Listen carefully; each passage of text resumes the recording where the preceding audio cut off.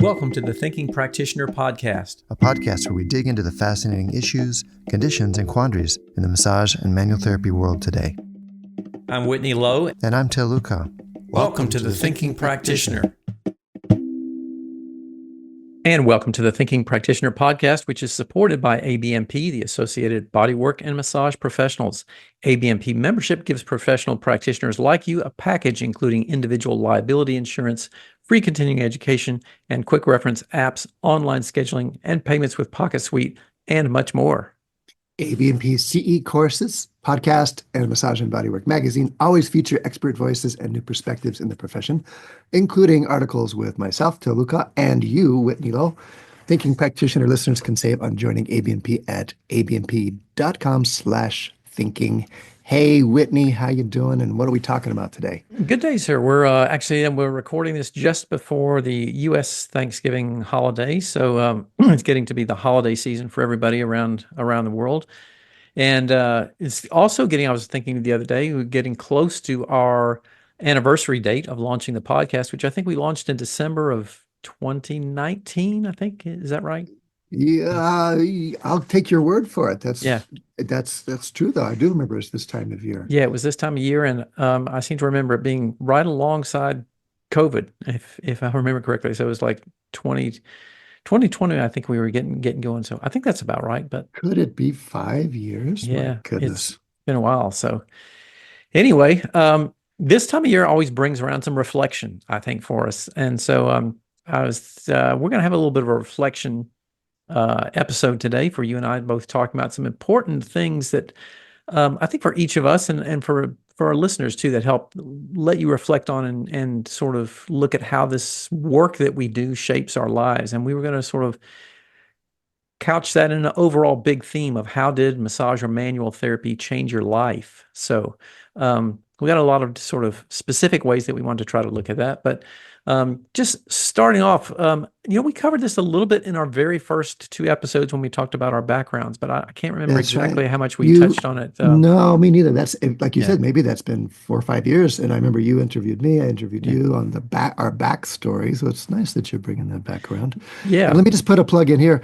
Listeners, we would love to hear your story, how has massage or manual therapy or bodywork changed your lives? We'll give you some instructions at the end, but basically just email us or message us your story. We'd love to hear it and maybe even share it on the air next episode or something. Yeah, that sounds good. So just for a reminder, how did you get into this? What was your starting point of getting started there? Me, Til? Yeah. Uh-huh. How did I get into this? It's a little hard to say the exact moment I got into this, but what I remember is shopping in a bookstore in London. I was there as a teenager, about 15, maybe. Yeah, probably 15. And in this bookstore was an interesting little book, had an odd shape and nice pen and ink drawings. And it was George Downing's massage book, which had been published by, out of the Esalen Institute there. And this was my first encounter with the idea of massage as a practice.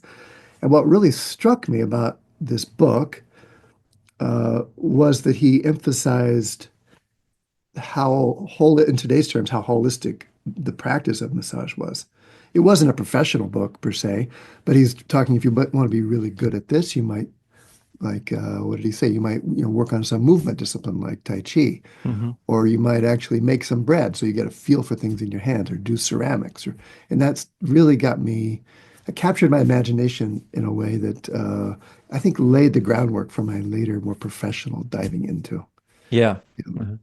It is interesting how many people were kind of sort of set down that path by George Downing's book, because there were so few books back then that really covered this in any kind of detail. And so those few things, and again, this was, of course, long before the internet, video, and all that kind of stuff was out and around. So you went to bookstores to learn things, or you went to the library, tried to get books to learn about things like that. So that was what browsing used to be, going to a bookstore and browsing the shelves. Yeah. Yep. That's right. Well, that's my kind of origin moment that I can identify. How about you, Whitney? Mine was a little bit different. I was in graduate school studying psychology, and my ex-wife was starting massage school and was telling me every day when she came home all these fascinating things they were learning about the mind-body connection and everything. And I was like, that sounds really cool, And I was getting kind of burned out in my graduate school program and decided I really wanted to learn some more about the mind-body connection. And so I was also looking for a way to kind of make my work schedule be a whole lot more flexible around my schooling hours. And so I thought, I could just go do this massage thing and just learn a little bit, and then I'd use that for just a little job to, help me pay the rent and do those kind of things while I was finishing my graduate school program. And of Just a little course, job, you said? just a little job. That's right. That was my view at the time. So, Uh-huh. and then of course I went to massage school, and then that, like so many people, that changed everything. That was the end of my graduate school program in psychology, and I got sort of on this track for studying massage. And of course, this is the mid to late 1980s back in Atlanta in the South. And so when I went and told my parents that I was stopping graduate school to go to massage school, that didn't go over so well. You know, Really? That must have been a moment. yeah. Yeah. But yeah, Fascinating. yeah. So it was a launching pad, obviously, and it's Uh-huh. always interesting to me to hear these stories from everybody else about how they got started, and that story of familiarity of I went to massage school and it changed me, is a Yes. real common theme. I think that we hear from people. It changed me in ways that I had no idea it would. That's right. And it's been interesting to watch over the years. It's been about the same amount of time for me, about 4 decades of doing this work, how massage school has become a kind of entry point or rite of passage into the whole world of whatever this is. The bigger field that bodywork and massage is a part of, transformative care, health and healing, understanding the body-mind connection, whatever it is. But so many young people are going into massage either as a career focus, which wasn't really as clearly lined out then as it is now, or as an entryway into the broader field of, you said, the mysteries of the body-mind connection. Yeah. And that was mine. Like I remember mentioning it to you 4 or 5 years ago that I was really way at a choice point. I studied some body work at the Esalen Institute and practiced there and was on the massage crew. And then I had this chance to start a graduate program in psychology, and I was really weighing this out. And it was sequential for me. And at the end, it was very practical. It was like, okay, so if I go to the Rolf Institute first and really consolidate my abilities to do that work, that's going to make a lot more sense practically. Then I can basically earn my way through graduate school that way. Yeah. Hmm. And I kind of did that. Didn't, I ended up spending a lot more time in the body work realm than I anticipated.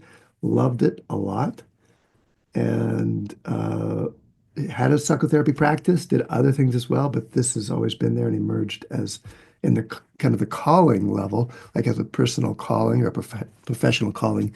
That emerged over time. Yeah. It was a clear focus for me that well, it wasn't a moment. There was more of an emergence of that.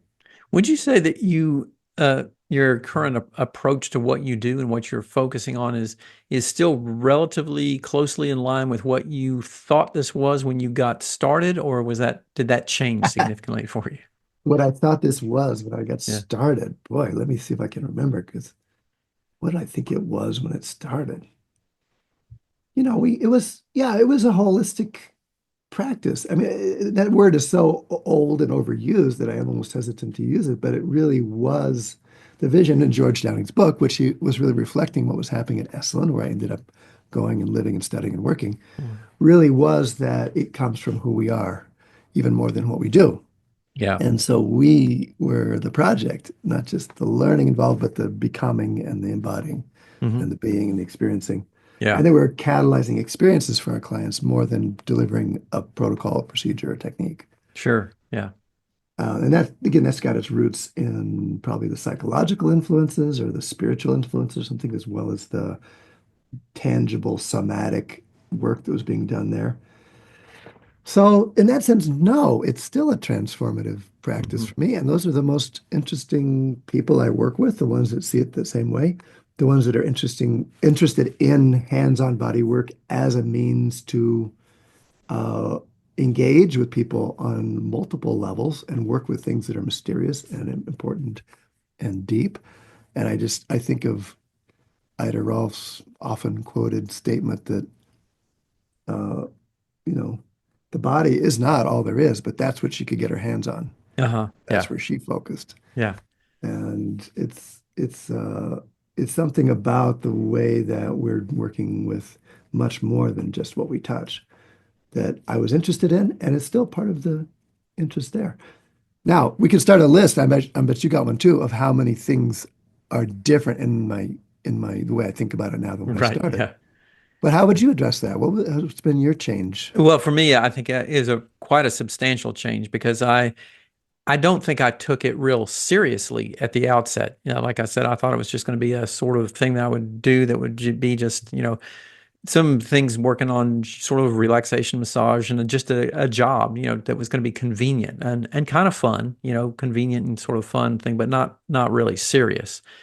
And so I don't think I was taking it real seriously at first. And then probably halfway through massage school, I started shifting and thinking about like, there's a lot more to this thing that's really kind of like I see a lot of other stuff going on here. And then, for a while, when I got out of massage school, was a little bit ambiguous about where I was going and what was I landing into and what kind of work was I going to be doing because I had still been coming from that psychology background and thinking Hmm. partially that I might head back in that direction, but I also had ended up working for a chiropractor and started to get really interested in like the people who were coming in who were in a lot of pain. And I was thinking like, and, I think it was like the first time I really helped somebody that was in pain. I was like, this is cool. You know, I really like the idea of being able to change things in people's lives and really alleviate their pain with this work. There's something to that. And so that was kind of like, okay, this means that there's got a lot more that I need to learn. And that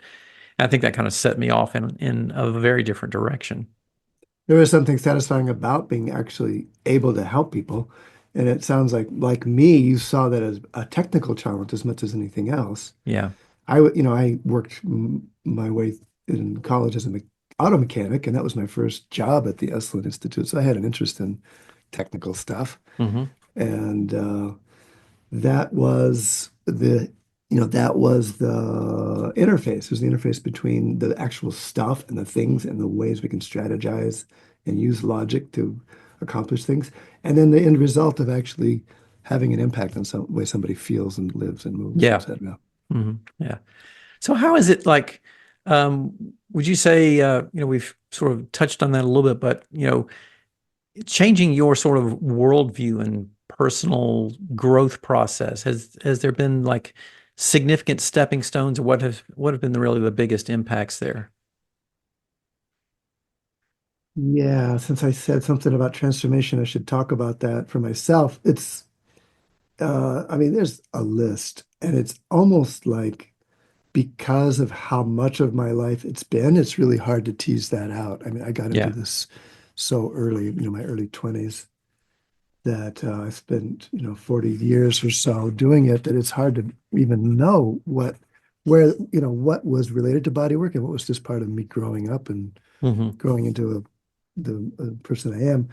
But I could say that receiving and practicing this work has really put my uh like taking care of myself so that I could show up and do the work so that I could actually feel good about embodying what I was trying to evoke or ask for in my clients it's been a great frame personally, professionally. It's like uh it means taking my health a lot more seriously, and that includes physical health too, but also the ability to be emotionally present and to follow what's happening with someone rather than jump in and try to impose what I think should be happening. That's an Yeah. ongoing process, ongoing practice and process that Yeah. this has really been a way for me to work with and learn and correct around.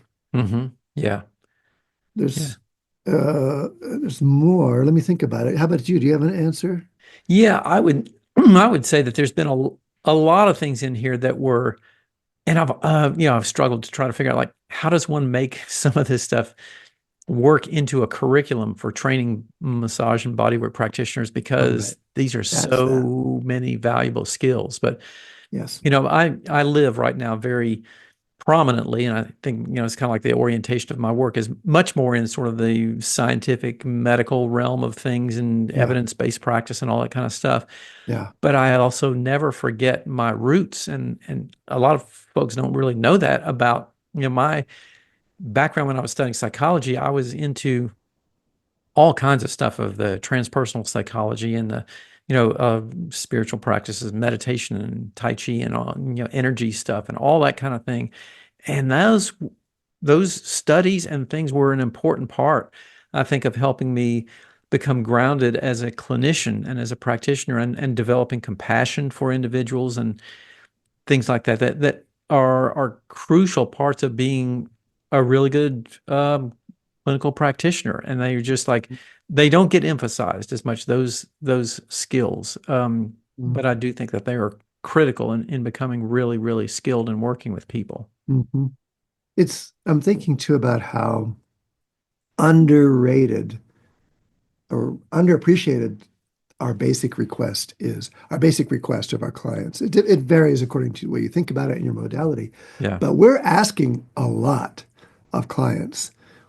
Just asking someone to relax is a huge request. Yeah. And that's a body-mind experience to actually feel oneself, let go of whatever tension, protection, habits, mindset, etc., Mm-hmm. that we're coming in with, and to be the person with whom someone feels invited, safe, interested to do that with is a huge thing. Yeah. It's a place, it's an honor. It's a place, I approach that with a lot of reverence and respect. And it's easy to forget how much I'm not really asking of my clients. And of Mm-hmm. course, there's more, like being willing to move, being willing to lie down while I stand up. All those things that we ask of our clients that essentially are surrender or letting go on their part. Yeah. Mm-hmm. That I think it's been a great path for me to feel like I could uh, ask that Mm-hmm. essentially and be the person that could accompany someone as they go through that on their own side. So what were some of the most kind of impactful things that you feel like your clients have taught you about that process in terms of, connecting with others and relationship things? What have been some of those most impactful things Uh, they've taught you? I'm just thinking like stay in touch along the way. Mm-hmm. There's this tradition in some kinds of massage of not talking, Mm-hmm. and that's great and fine. And yet I remember, thank goodness, and it's kind of mortifying to think about now, but I remember a client, I was taking her through the Rolfing series, and session 6 was classically face down, working on the back of the legs and the glutes and the low back. And I'm just doing my diligence and I'm being sensitive with my hands. But at some point, she sits up, turns around and says, listen, I just need you to tell me what you're doing step by step when you're working back there on me. I was like, oh my God, of course. I am so sorry. But as I was I felt like we explained what was going to happen. She lay down, I went to work. But to stay in touch along the way, I mean, as simple as that sounds, of course. So I think it's that understanding that it's an always renewable contract, or it's always in the moment connection that counts Yeah. Mm-hmm. much as anything else. Yeah. And that's a life lesson It for sure. is for sure. Yeah. I think one of the most significant things that I learned from clients is uh, that there's not rules in many of the ways that we thought there were a lot of rules in terms of the way we were taught things, like do this, don't do that. And like, when when you're working with somebody with this kind of thing, this is what you do. And then the clients come in and they're just like, it doesn't follow the rules. And you have to really become um, creatively attuned to what's going on in that person's life. And it's like, I can remember a time working with a woman early on who had really, really serious carpal tunnel syndrome and bilaterally. And to the point at which she really couldn't hold silverware to eat. I mean, it was really, really bad. And I'm just like, I have no idea what do you do in this kind of situation. And I'll say, well, the first thing is just she, in going through her story, clearly had not been treated well and with respect and with compassion by the healthcare system. Everybody had just sort of passed her on through workman's comp and all this kind of stuff. And it just was clear that the first thing that was necessary was just to kind of be there with her and really know that I was going to do anything that I could to really be just as compassionate as possible. And just treatment started with just the very, very, very lightest touch that I could do to give some sensation of connection there. So, Mm, and I think, that's big. yeah, it's a lot of it is just what the clients teach us about, being unique and being the thinking practitioner.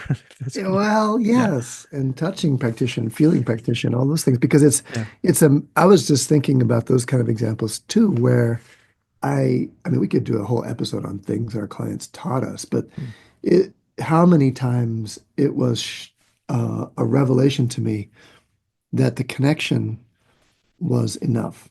yeah, And that's not to say that all I need to do is connect and I'm done. yeah, But at the times that I was really thinking of this as a problem to fix, to yeah, address someone's pain, for example, or someone's difficulty, and there were times I didn't feel like I found what I was looking for, and yet to realize the fact that we were there together was meaningful, impactful, and helpful for my client yeah, is again a big lesson for me too, yeah. that made me reevaluate what I even thought it was I was offering Hmm. and my role in that interaction. I Yeah, remember one instance when I was working in the orthopedic clinic back at Emory, and this woman had been referred in for massage, and she was, of course, being seen by the physical therapist simultaneously, and she was the sort of typical kind of client of somebody who's in a lot of chronic pain. Nothing works for her. Nothing helps her. She's upset. She is, depressed. She is just not a person who, is really enjoyable to be around sometimes because life has been so difficult for her. And I was getting ready to work on her, and one of the PTs who was the supervising person on that particular case said something to me about like, how can you touch her? Like, how do you deal with that? And I'm like, oh my God, this is what's wrong with our healthcare system. It's like, Mhm. how can you not uh, touch this person and try to make a connection with them of seeing? And of course, the massage was the one thing that was, saving her at that point of from kind of, Yes. being in much worse shape. You're making me think how our willingness to touch might, it's also a big ask of ourselves, but the fact that we're already there by the time presumably, by the time we see a client, means that we've taken a big step toward that transformative interaction too on our Yeah, side. yeah, It's the willingness we bring to touch someone that may not be present in other medical contexts, say. yeah. You had Well, posted a question here I was curious about, yeah, asking about a transformative experience you've had while receiving body work. We talk all the time about giving it, yeah. but I was curious to hear what you have you had anything like that that really shaped Sure. your understanding of the practice? Sure. I mean, I'm just thinking, I got really interested in Rolfing when I was in high school. One of my teachers was going through it, and I remember her talking about it, and it was intriguing. She said, "This is not uh, how Rolfing would describe itself," but she said, "Rolfing is something like where they rip your muscles apart to get down to the bone." And I was Yeah, like, "Well, what? Why would you do that?" But that sounds really interesting anyway. yeah, And I don't know what it says that piqued my interest, but I saved up my money. I found a Rolfer to work with, and at 19, I went through the Rolfing series, and it was a revelation into mm, my body. And I remember my hopes and expectations were pretty specific around posture, and that was the way it was being presented a lot of times back then. What I got was some of that, but a lot more body awareness or body experience or body presence than I even knew was possible. mhm. The very specific tour through my body. And no, he didn't rip my muscles apart and get down to the bone. He was I'm firm, glad because old style work, but it was yeah, the what it evoked in me was a much subtler and nuanced understanding and experience of being a body and it being in my body. That was a revelation. mhm.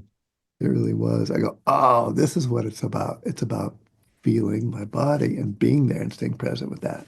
Yeah. Mhm. That was the revelation from that one. Yeah. Did you have a I example? I did have something that always comes to mind when I think about something like this in terms of a transformative kind of bodywork experience. And this was, oh, I don't know, 3 or 4 years after being out of massage school.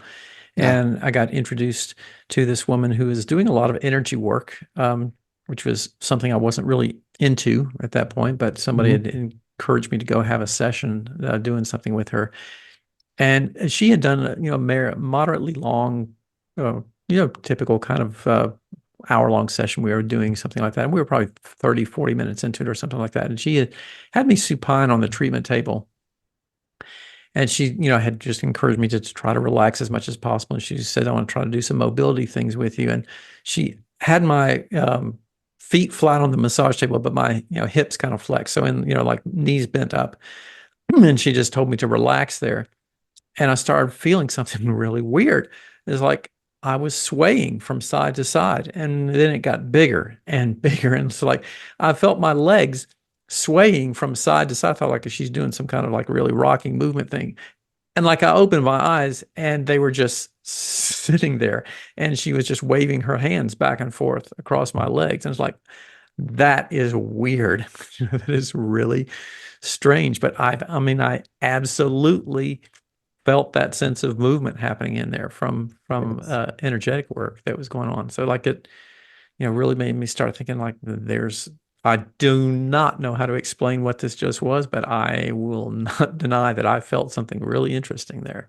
That's, I think that's common for me too, and for a lot of people that we get opened up to other experiences that might not be explainable in our usual frame. Hmm.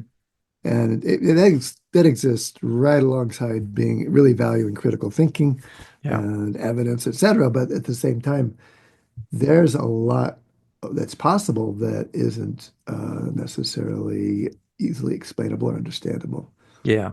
And so many of those things are what make the experience powerful, Hmm. impactful, Yeah. special. It's the And mystery. I don't know if we touched on this when we talked about our sort of background stories and things like that in that early episode, but Uh, and I'm not sure if I remember you telling me ever before, but how did you get started in teaching? That uh, making that transition from practitioner to teacher? I took a leave of absence from my job at the Essel Institute to go study as a rolfer in Boulder.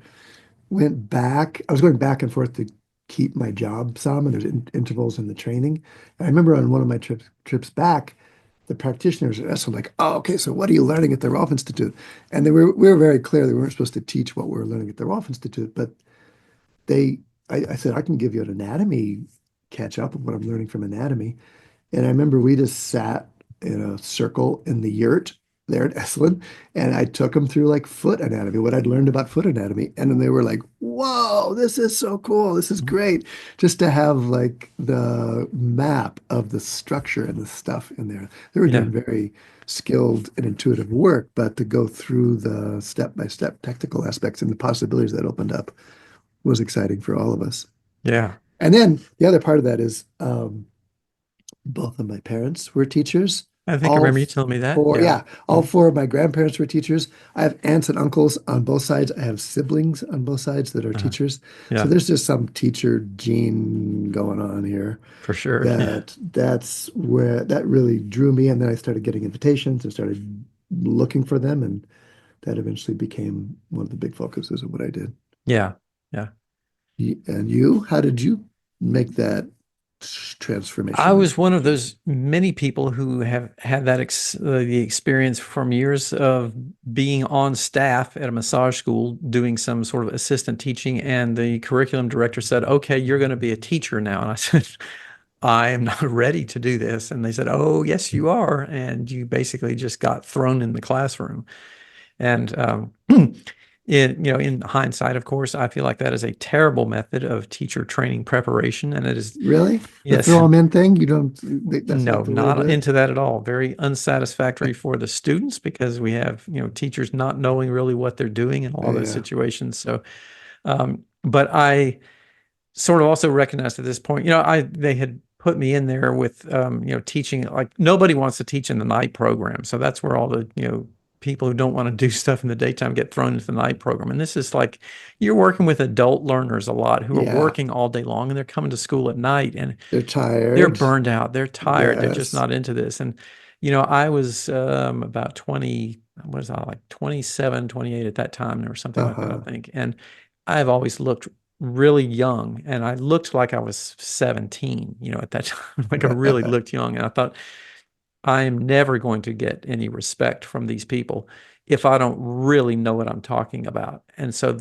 that was for me kind of like the kicker that got me going on, like I'm going to have to really, really know what I'm doing to be able to talk about this stuff and get any kind of Uh, credibility from people. And so uh, that just kind of like got it started. Then I realized I really like this. I really yeah, like sharing things and opening people's eyes and seeing the light bulbs go off and that's everything. right. So yeah, That's right. That's the reward. yeah, And and the way that keeps us honest and for me, accountable. There's nothing like a deadline or having a class to teach to make sure that I'm current on what I'm saying and that I'm connected to it. And yeah, that's been helpful for me too as a learner and as a practitioner to need to stay more on my cutting edge than I might if I wasn't teaching. yeah, yeah. All right. How about relationships? Have there been impacts on your relationships outside of massage and body work because you do this work? I think so. I mean, I think just in general, it's certainly encouraged me to be a far more compassionate person Uh, because I'm seeing so many situations of recognizing the difficulties that so many people are grappling with. So Compassion. um, I think that's probably the biggest things. And then just sort of seeing and watching a lot more personal dynamics because there's so much about our client therapist interaction process that's about how do we get into that therapeutic space with another person and Mhm. be empathetic, but also be a listener and really pay attention to what's going on with them. So it's sort of forced and encouraged me to be a lot more of a quiet listener person to really kind of get a sense of what's Mhm. happening there in relationship wise with people. So Mhm. those things cross over a great deal, I think, from personal life and relationships into what we do and how we act in the clinic. I think that's true for me too. I'll just, for counterpoint, say it's also taught me a lot about boundaries, Hmm. about the other side of that, which is to the limits of when I can and can't help or engage, and just needing to develop the boundaries around a practice or client interactions, and the ways those would become challenging, maybe with friends or family, and working through those, and sometimes muddling my way through for sure. I think and the pendulum swung back and forth over the decades as I see between being really open and willing and really cautious and careful about my own time or energy. But I think it's helped me find a much more generous place in myself as well as compassionate because I mean, the point of boundaries is to have enough containment or protection that our hearts can be open. Yeah. Mhm. And that's that finding that, navigating that, being able to manage that, or talk about it if need be, or just embody that has really helped me, I think, give a lot more in Yeah. a way that's sustainable and is Mhm. actually useful too. Yeah. There's it. It's so interesting that I think it's a lot of times very difficult to kind of find the the boundaries, between those kinds of things of what we are doing and learning as part of our practice and what we are doing and learning as part of being in our life outside of that treatment room, but Yeah. bringing those things together in many different and unique ways. And I talk to the students a lot about this and just say like who you are really matters. Probably a lot more than what the techniques are that you have under your belt or the certifications on your wall and things like that. It's really, really crucial to put attention on those kinds of things and be that person as much as you can everywhere in your life because it does cut across and really share so much. Hmm. It's very true. I mean, we could talk for a while about that. Hmm. We got more questions we could talk about too. What's important here as we're winding up the conversation Yeah. to touch on as well. Yeah. So, what else do we have we were going to try to touch base on here? You had said this is another question too. You wanted to that you had put in there. I thought was really good. Balancing sort of the physical and emotional demands that this work Yes, has yes, while maintaining your own well-being, and obviously that has there's a lot of things everybody has to think about, like with what's going on in their own lives and how do they yeah, not bring that into the treatment room and things like that. So yeah, yeah. I want to hear your views on it too, but yeah. I think immediately about uh, raising a kid, and I work in my neighborhood. I don't work in my home, but Mhm. we worked, my office is very close by. And there were times, especially in the teenage years, where it was like going right from time with my difficult kid into a session, say, Mhm. and just the practice I got at that separation, and yet still being very present and genuine with someone, or the personal challenges I went through with my health, and then having to navigate working or not working during that time. Again, how to balance or make room for myself and still show up for other people. When to say yes, when to say no. But then also, I think in those examples, it was being able to be completely present with the client in a way that left both of us usually feeling much better at the end of the session. Yeah. So would you say that you have some particularly specific or useful strategies about how do you make that shift? I think about like what you were saying there. I get that completely because Yeah, I'm in I'm glad you're mindsets asking like me that to sometimes. be specific. I Yeah. think it's present moment awareness. That's my basic strategy or technique. It's Yeah. okay, I'm here now. I'm with this person now. Let me look at them. Let me see them. Let me feel my body now. Hmm.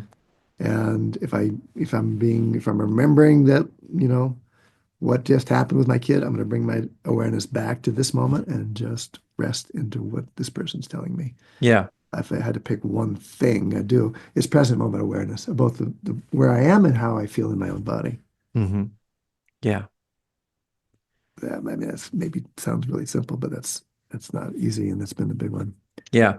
How would You had you? you had asked something earlier too in a sort of list of questions that we had put together here about how you approach what you're doing in the treatment room. Like, is it kind of meditative for you, or how do you kind Uh, of like what orient a, your mindset around that? I think that has oftentimes a lot to do with this. Would that's you say right. that that's been true for you? Yeah, that's the practice. It's Yeah. how do I, especially balancing like strategy for the session, the time left, what the client wants, what I want to do, and present moment awareness, and helping the client track their own present moment awareness. That's the dance, Yeah. and that's the weaving of the moment there. Yeah. I think What that's do you do? How do you Yeah, do? I was going to say that's very similar to I'm again so very thankful that I spent a lot of years studying meditation and mindfulness and those kinds of practices, because it is easy to kind of get off track and let your mind start, really running things, and then you're all of a sudden you're not paying attention to what you're doing. And Mhm. clearly, I think that degree of attentive awareness is so critical for being very effective in what Mhm. we're doing at every moment in the treatment room. So for me, I try to really um, be in both a space of openness and quiet and listening to what's going on, but also really try to zero in on a degree of intense awareness, like Mm. really, visualizing anatomy as I'm working on person, listening to what I Mhm. feel in terms of tissue responses and tissue reactions. And really, it's Mhm. that, super hyper focused intent awareness about what's happening there Yeah, that I think really allows you to be very, very good and highly specific with people. And I just want to say this too, because I think a lot of people recognize this, or maybe they don't recognize why this is an issue. But when you do that all day long, yeah. you're drained. I mean, Oh. you are really drained with that kind of Mm. intense, hyper focused awareness about what's going on with people. It takes a lot of mental, emotional energy, I think, to do that well. So taking care of yourself in that process, I think is absolutely critical for everybody. I know what you mean by drained. Yeah. And I'm also thinking about how sometimes I'm so nourished, I'm so filled. Maybe Uh-huh. it's a question of how much, because I've had a very small practice for a number of years. In fact, I'm just now, after taking about a year off to care for my wife and walk through that process, I'm just now getting back into seeing clients again. But because I've had the teaching other things, I had the luxury of seeing very few clients. And I found that to be very nourishing. I mean, certainly days that I was seeing 5 clients a day, 5 days a week, long sessions, I know what you mean by drained. Yeah. I Mhm. do. Maybe it's a question of scale. But Yeah. that's for me, it's been one of the lessons too, is how to arrange things so that I really am nourished by what I do. Hmm. Yeah. Mm. And I find that too from for the teaching perspective also to be Yeah. very different from me because at the end of a long teaching day, I am a totally different kind of tired than I am after another kind of, day at work or day working in the yard Oh doing yeah. physical labor or something like that. It's Oh really an yeah. emotional, attentive, like there's too much brain synapse stuff Uh-huh. that needs to rest. It's like Uh-huh. you feel like, at least I do, like I'm, traveling and then there's the hotel stuff. And like all I can do is go back and just watch, you know, very bad television at night. That's all my brain can handle, Mhm. to sort of unwind. Yep. Yeah. I know what you're talking about. Yeah. But it's sort of a place that we may wind up a little bit. I'd love to hear what you have advice for Oh. seasoned practitioners or even for the people just getting going here in terms of how this may impact, influence, or change your life. Do you have any kind of attentive advice Boy, that would be good for folks? I put that question in there, but Yeah. I didn't think about it yet. So this is going to be off the top of my head. I thought I was going to ask you that question. That's good. What advice would I give seasoned practitioners or people just starting out? Uh, I would say look for the aspect that is meaningful personally for Hmm. you. That means maybe it is the professional fulfillment. Maybe it is having a way to help people. Maybe it is giving the flexibility that this could give you. Maybe it's, offering something of value. I don't know. There's some aspect of this that's going to be meaningful to each of us personally. Yeah. And that's the gold. That's the thing to shore up, build around, hold and cherish Hmm. preciously and find ways to support. And I guess it's also mentoring. Thank goodness for my mentors and the people that cared enough about me to spend time with me as even still, Yeah. learning capacity. Yeah. There's a there was I'm sure you remember hearing this, but this is probably like maybe late 80s, early 90s, something like that, a marketing advertising slogan that the US Navy put out there. It's not just a job, it's an adventure. And I think that's a lot of where it is too, of just Mhm. recognizing this isn't just a job or an occupation, really. It Uh-huh. is in fact a calling. For many people who get into this and recognize that they have a really unique place in doing things for people in a very different way. It's an important calling to take very, very seriously, and not just look at it as, here's what I do in my 9 to 5. If it was just a job, it would kind of suck as a Uh-huh. job, even. It's not even that great a Yeah. job, Yeah. but as a calling, wow, pretty Mhm. amazing. Yeah. Pretty amazing. Yeah. We learn so much and we have so many opportunities. Just one other thing I just wanted to put a plug in here and say about this whole thing that we were talking about in terms of how it has changed your life. I have Tell to us. admit, Yes. I am so incredibly fortunate to have met so many wonderful people throughout our Oh, field and yeah. throughout the time that I've spent here. Mhm. Yourself included, of course, and Mhm. many other wonderful, wonderful, inspiring individuals, from the people that everybody knows about that are famous to the people who are doing things in very unique ways and don't get any credit or attention to what they're doing. I feel so inspired by the work they do on a day-to-day basis, and it reinvigorates and refreshes my belief of why I'm still at this, 3.5 decades on. I So think you're right. There's like inspiring people that get called to do this, and I get a lot of uh, inspiration and companionship and joy from those connections too that I've made in this field, including with yourself, Whitney. yeah. So I think I'm going to still do it next year. Okay.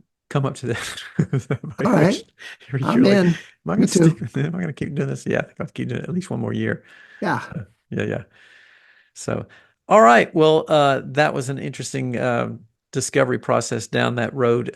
We also are going to give a big thanks and shout out here to our sponsor, Books of Oh, yeah. Discovery, who has been a part of the massage therapy and bodywork world for over 25 years. Nearly 3,000 schools around the globe teach with their textbooks, e-textbooks, and digital resources.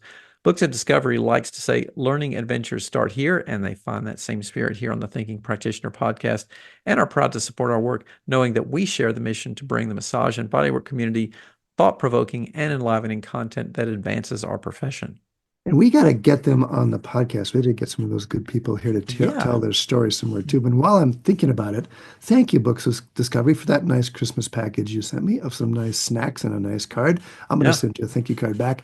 But in the meantime, instructors of manual therapy education programs can request complimentary copies of Books of Discovery's textbooks to review for use in their programs. Please reach out at booksofdiscovery.com.